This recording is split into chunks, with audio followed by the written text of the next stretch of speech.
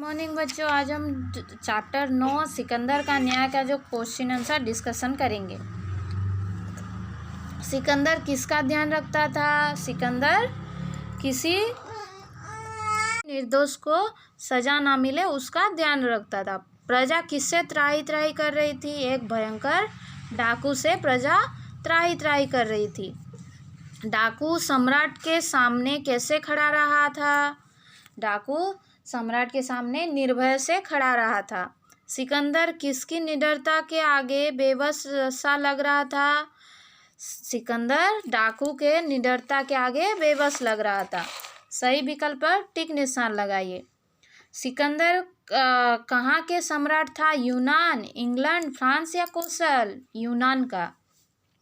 प्रजा किसे बहुत चाहती थी? डाकू को, सिकंदर को, सेवक को या मंत्री को? सिकंदर को।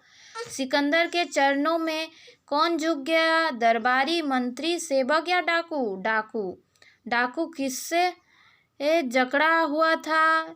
रस्सियों में, कपड़ों में, जंजीरों में या उपयुक्त सभी में? जंजीरों में। गद्यांश पढ़कर पूछे गए प्रश्नों का उत्तर लिखिए।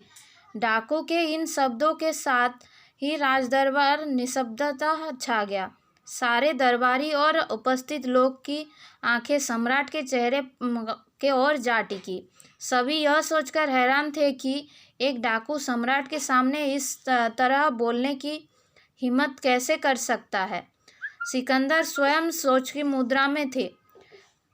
उन्हें इस बात का आभास हो रहा था कि यदि एक राजा दूसरे राज्य पर आक्रमण करता है तो उसका परिणाम भी यही होता है। सम्राट सिकंदर का गर्दन नीचे झुक गई थी। जुबान पर मानो ताला पड़ गया था। आज वह एक डाकू की निडरता के आगे बेबस थी। डाकू शब्द का क्या परिणाम हुआ? डाकू के शब्दों का क्या परिणाम हुआ? राजदरबार पूरा निस्तब्धता हो गए। सभी लोग क्या सोचकर हैरान थे कि एक डाकू सिकंदर को ऐसा बात कह सकता है। सिकंदर किस मुद्रा में थे? सिकंदर सोच की मुद्रा में थे।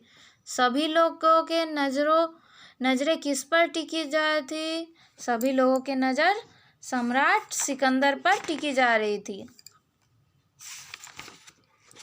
देखो, उचित शब्द लिखकर रिक्त स्थान की पूर्ति करो। सिकंदर के राज्य में एक डेस्क डाकू ने आतंक फैला रखा था। सिकंदर के राज्य में एक खूंखार डाकू ने आतंक फैला रखा था।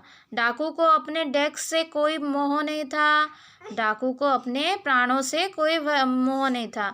सिकंदर के डेस्क के बाद डेस्क ने निडर होकर कहा। सिकंदर के आश्वासन के बाद डाकू ने निडर होकर कहा। सारा दरबार डेस्क से आश्चर्यचकित हो गया। सारा दरबार फैसले से आश्चर्यचकित हो गया। डाकू की शोध डेस्क आम लोगों की सेवा में बीती। डाकू की शोध जिंदगी आम लोगों की सेवा में बीती।